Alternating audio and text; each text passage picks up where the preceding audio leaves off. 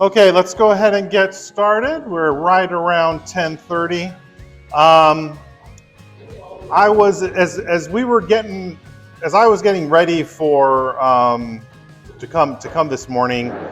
It occurred to me that I'd like to do just a little bit of an addendum on some of what we talked about last week. So at the end of chapter 8 and some other stuff we've talked about.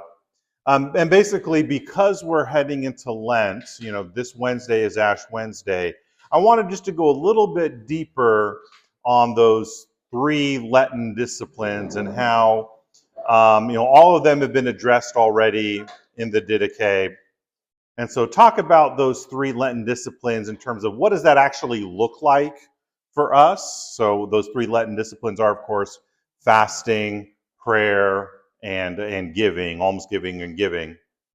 So we want to just look at a little bit of what that looks like for us, and then depending on how that discussion goes, we'll move into chapter 9 from the Didache.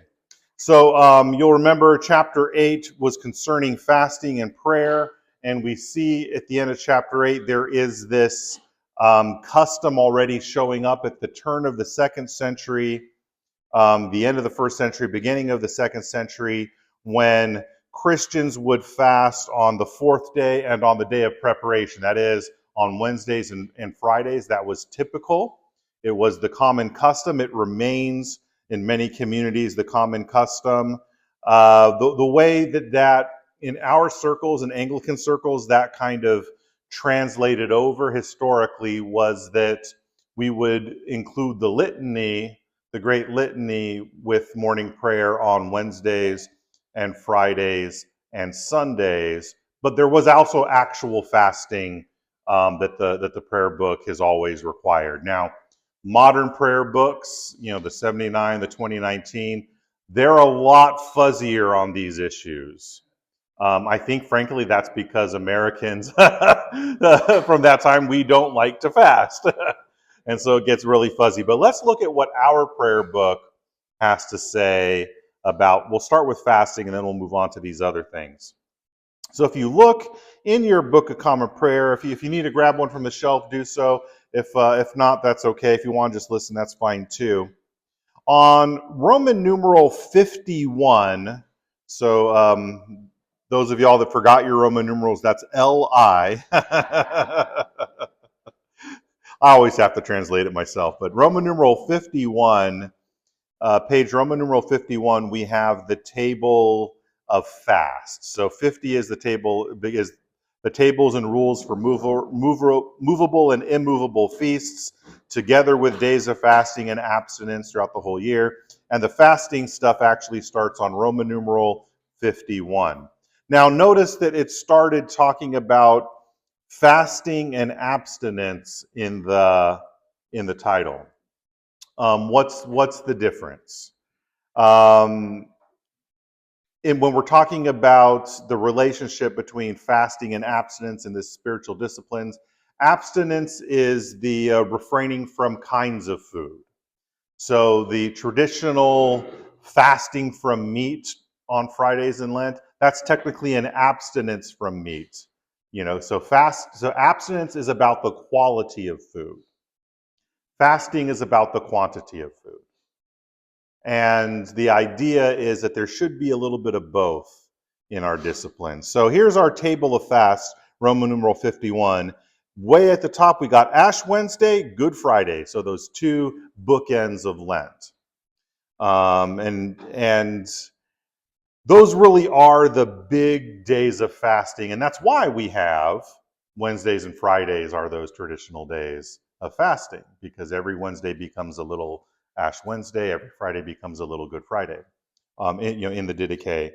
Then we have other days of fasting on which the church requires such a measure of abstinence as is more especially suited to extraordinary acts and exercises of devotion.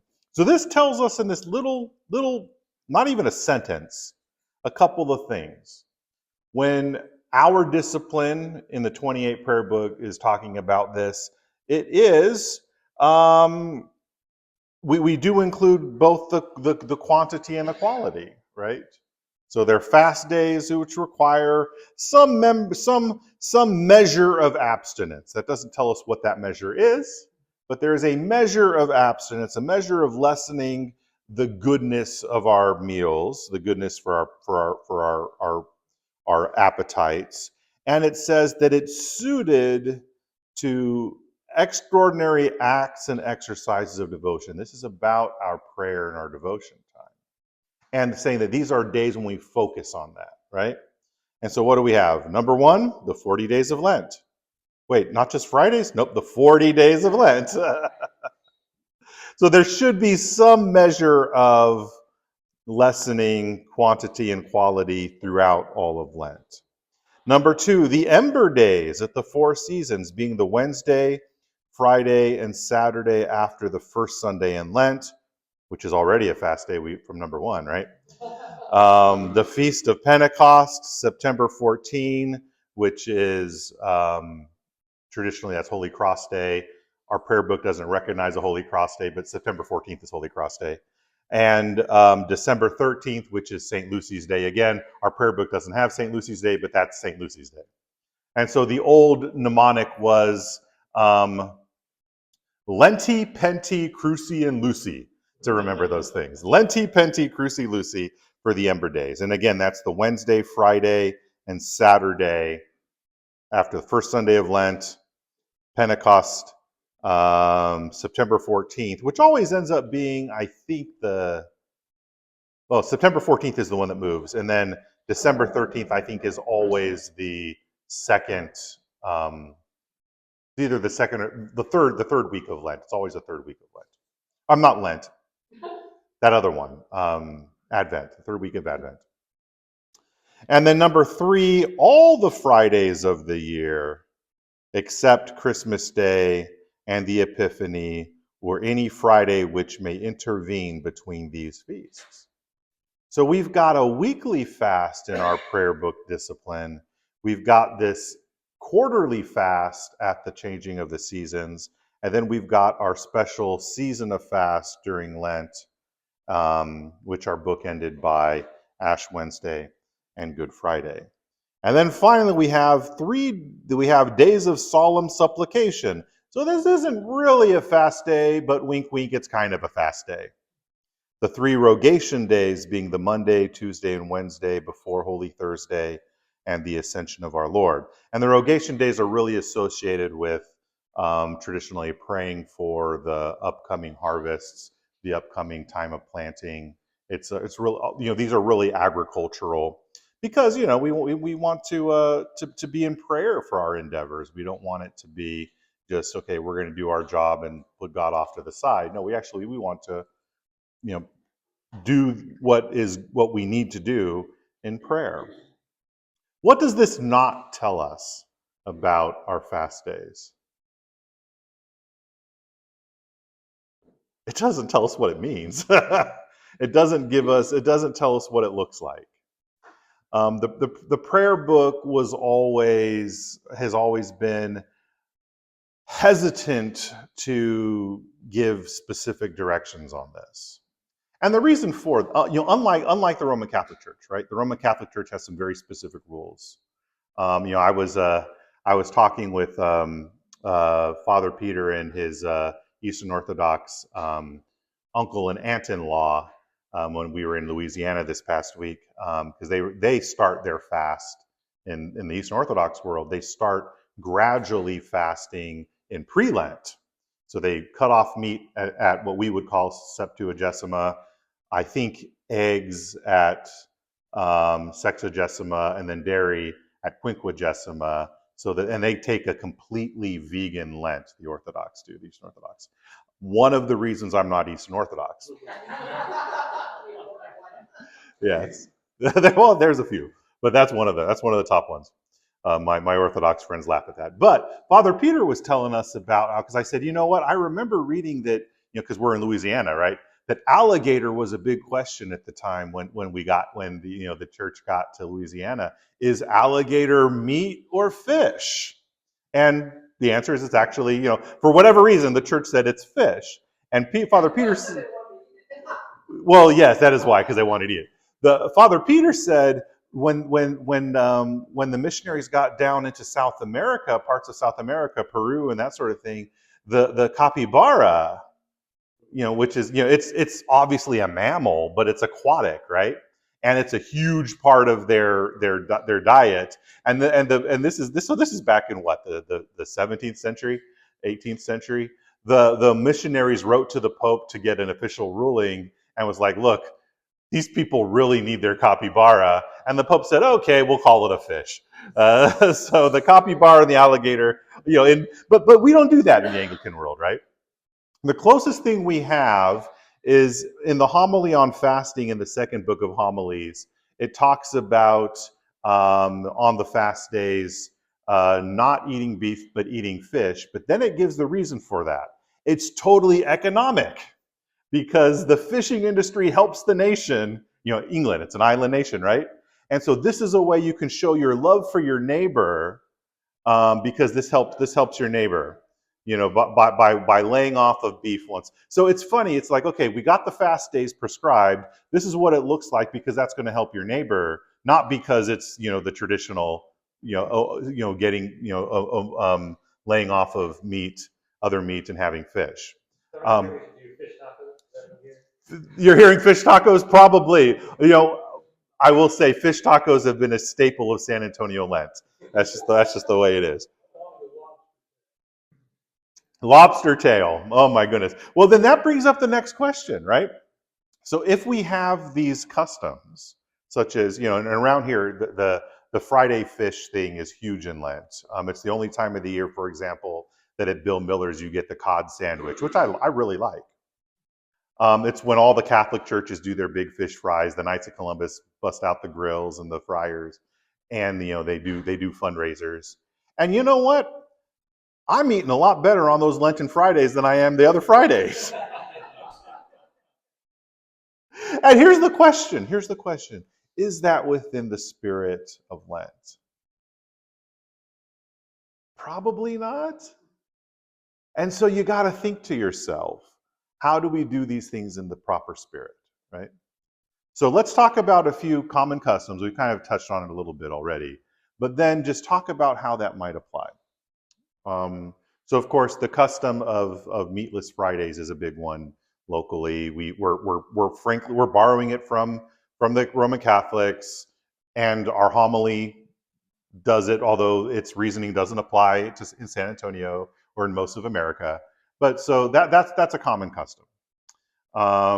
Fish rather than meatless, and fish instead. So we might say that I'm going to use the word commandment, but it's not a commandment, obviously. It's not so much that it's a positive commandment to eat fish on the Fridays, as much as it's a negative commandment to refrain from meat, which includes poultry, but not fish. So, and again, not really a commandment, but I'm borrowing terminology here, like from Judaism, pointing us back to our Didache's context, right? I can connect this to the Didache, believe it. So that's a common custom, but that falls under the category of abstinence. The quality of food, right? The idea there being that fish is less fancy than beef, and we all know that's not always true. But the idea that we're going to be intentional, that is within the spirit of Lent, right? So it's not just, I have to have a bad meal, but I'm going to be intentional, because in that intentionality, that'll help me remember to pray, help me remember to think about others, help me to remember to do all these things that I'm supposed to do during Lent. But what about the fasting aspect? So our Roman Catholic friends, the way they do things, I think this is not a bad idea. On the days of fasting, which I think here in America, that usually just means Good Friday and Ash Wednesday, I would say we should think about this being as something we do in our weekly fast or something like this. But just think about this as kind of a customary guideline that we're borrowing from our Roman friends, because they've thought about it and we really haven't most of the time. they'll say, okay, for breakfast and lunch, or for two of my three meals, downgrade it to a snack. And there's some very specific rules for what that means. We don't need to worry about that. But downgrade it to about the quantity of a snack and keep your one meal of the day maybe not a big meal, like a reasonable meal. That's one way we could think about doing it. Jeremy Taylor in Holy Living and Holy Dying, and his which is a great Lenten devotional. I don't know if anybody's broken it up into 40 days, but and yeah, it's a real eye poker. I'm enjoying being convicted as I read it. Jeremy Taylor, Bishop Taylor, this is back in the mid to late 17th century. When he talks about temperance, Bishop Taylor says, one mark of intemperance, it's not just, straight up gluttony, but a lot of snacking is actually intemperate. He talks about it in terms of eating between the appointed meal times. But he's really saying, if you're snacking too much, that's not a mark of temperance. If in your drinking, it's not just that you're drunk, but actually if you have a real high tolerance for alcohol, that's probably a sign of some intemperance because you built it up, right? So it's not, the problem isn't eating, the problem isn't drinking, the problem is, are you being temperate with these things? And I think that can apply, that's something we can think about a lot in Lent. Because what's fasting for? It's to tame our appetites. It's to put our appetites under control for the glory of God. And I don't like it. I hate fasting. Gosh, I hate fasting. I love snacking. It's the way it goes. But these are good things, and we see from the Didache, this does go back to the earliest Christian customs. We see it in the Gospels that Jesus talks about not if you fast or if you pray, but when you fast, when you pray. So it is just assumed this is part of the Christian life, and I think that's a good assumption. So perhaps one of the things that happened with me is when I started to get on some medication that required me to take it with something, that was basically my excuse to kick fasting out the door. But there's ways to make it work, right? Maybe I'm not having a full meal. Maybe I'm just going to have a protein drink. It still is properly, proper nutrition, cushions the medicine, but it's not an enjoyable set of egg and potato tacos, for example. So these are things that you might think of. So reducing quantity, reducing quality. Local custom is often meatless. Fridays, meatless other things. So maybe if you're a big snacker, maybe say this Lent, I'm just going to not snack during Lent. Take us back to Taylor's idea of temperance. Maybe it's I'm going to reduce, maybe I'll skip lunch for a lot of Lent or something like that. These are just things that we might do. Let's move on to prayer. Because gosh, I went a long time on fasting. And the reason why I went a long time on fasting is because I'm terrible at it. Yeah. Yeah, in the context, fasting and prayer do go together. Like you don't just fast to fast, right? So fasting and prayer go together. Huh? Yeah, that's just called dieting. That's not fasting if you're fasting, just fasting for the sake of fasting. So yeah, let's talk about prayer. We have got in the back of our prayer book a lot of this family prayer section, which has a lot of individual prayers for specific needs. It also has a little structure for morning and evening. We've got kind of a slightly longer family prayer, a super short one that's really just a skeleton of morning or evening prayer. But you know what? If you're not praying twice a day, maybe grab that really short one and just say, okay, I've got the Lord's Prayer and a collect and a blessing to open and close the day. That's a great place to start. Maybe you are really good with your prayer disciplines. Okay, throw in that Wednesday and Friday litany. That might be helpful, right? And don't just keep it liturgically, but when you tell someone, hey, I'll pray for you, brother, do so. How often is that just the Christianese way of dismissing someone? Okay, I'll pray for you, brother. No, actually do so. Pray for people. Remember that. We've all got phones in our pockets that have note-taking apps. They're default to that. And you can keep track of people that need prayer. So you don't, because I forget. I'm terrible. I have to write these things down. If you ever see me and it's at the end of church, I'm pulling out my phone. It's because I'm looking up those infrequent attendees' names, right? I'm trying to remember these people because I'm bad at that. So let the technology help you with that, right? So that's something we can do with prayer. But yeah, we've got the tools in the prayer book. We've got the best prayer tools in the world in our prayer book. Same thing when it comes to giving.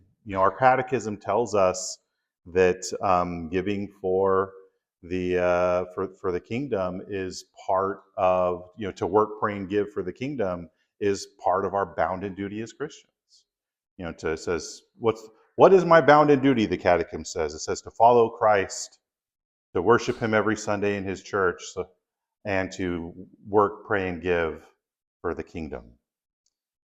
If so if you've never really had the discipline of giving, start putting a little bit in the offering plate. Let it start at church where you're getting the gospel every week. The prayer book doesn't give us an amount. That's okay. There is a historical ideal of the 10% tithe. That's really hard for a lot of folks. It's a good discipline. It's one of those that for in our family, both Heather and I, we just grew up doing it that way. So it's not something we thought about in terms of can we do this. It's more okay. We need to do this. Oh, that hurts this week. Do it anyway, right? But recognize that if that has not been a long-term discipline, it can take a while to build up the discipline. You don't go from I've got a Hobbit style 6 meals to Good Friday and Ash Wednesday overnight. It doesn't work, right? You will not make it through Ash Wednesday with a full fast. No, work it gradually with intentional goals. And always when we do our prayers, bring in the Bible reading. Even those short versions of family prayer, assume you're going to be having a portion of the Bible as part of that. So do so. Read it to your kids or your grandkids if they're with you. Read it to your spouse if you can. Do this as a family. Do it together. Come when you can to our midweek stuff. Let's talk questions, comments, thoughts, anything to be said. We got a few minutes. Doc. Yeah, I find, Diane and I find that when we actually fully tithe, we feel like we got more money. That's one of the ironies of tithing, isn't it? It's like, okay, I've done my Christian duty here, and somehow I have more than I should. And it doesn't always work that way, but yeah, God takes care of us, right? I mean, that's part of the discipline of giving is to show I'm not reliant on my money and my stuff. I'm reliant on God, right? Yeah, that's excellent. That's a great observation. Yeah. So going back to the fasting and prayer thing, most of the thing in Scripture, I see it together. So like whenever there is great repentance, like the Ninevites, they proclaim the fast. Or when you have great need, like Esther, they ask the people to fast. But I can't think of any scripture that really talks about why that is, how that works. The only thing that comes to mind is that middle line where it says this kind of only comes out by fasting and prayer. Is there anything like in the church fathers that kind of stand on, why is there this connection between the two? Yeah. So for the recording, the question is, why are fasting and prayer connected? And I agree, AJ. I can't think of anything scripturally that tells us why they're connected. It just kind of assumes so. I can't think of anything off the top of my head from the fathers that explains the why. I have heard a lot of people say though, and this is kind of real typical, especially like the evangelical world.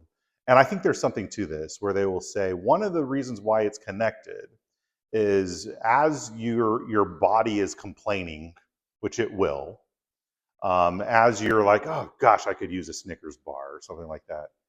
that becomes a reminder to actually, instead of indulging the appetites, to go before the Lord. I think there's something to that, but I also think that denying our appetites just helps make us more aware. Period. And just more attuned to hear God's voice, because I don't got my appetites. Basically telling my appetites get in their place, and submitting them. It does make it easier to hear God's voice. But yeah, that's kind of the standard answer, is that it can help as a reminder. All right. Well, then let's go ahead and get out a little bit early. Next week we will actually get into chapter 9. So, but I thought we just needed to talk about specifics as we head into Lent, because too often we talk about the generals but don't get into specifics. God bless.